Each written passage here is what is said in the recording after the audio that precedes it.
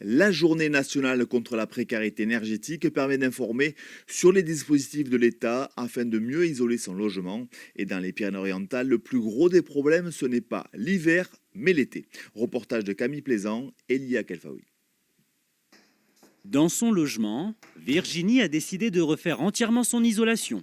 Mais du coup, j'ai fait changer les fenêtres, au total 10 fenêtres, parce que c'était du simple vitrage. Donc, du coup, je suis passée au double vitrage avec un extracteur d'air là-haut, et pour gagner en isolation, tout simplement. Et on peut voir que on n'entend pas, si on écoute, quand on referme, on n'entend plus. Grâce à cela, cette propriétaire d'une maison de 130 mètres carrés a vu diminuer de 37% sa consommation d'électricité.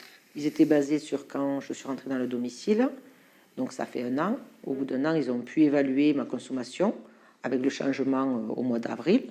Donc là, en septembre, j'avais déjà passé un hiver, donc ils ont pu voir que j'avais fait 37% d'économie d'énergie.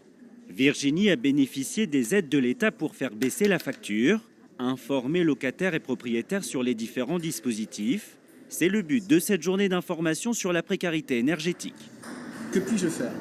Alors, la maison date de quand? Gilles voudrait réduire sa consommation d'électricité. En quelques années, sa facture a bondi à 2 500 € par an. Je pense qu'il faut changer quelques habitudes par rapport à tout ce qui est donc température dans les différentes pièces. Il faut accepter d'avoir peut-être pas plus froid, mais comme on dit, la nuit, on ne le ressent pas forcément. Donc peut-être baisser la température la nuit. Moins gaspillé, moins dépensé, la précarité énergétique touche tout le monde dans les Pyrénées-Orientales. Quelqu'un qui a de l'inconfort dans un logement, aussi bien été qu'hiver, il est soumis à de la précarité énergétique. Et on peut avoir quelqu'un qui a un gros revenu, qui est en précarité énergétique, comme quelqu'un qui a des faibles revenus. Dans le département, 4% des logements sont considérés comme des passoires énergétiques.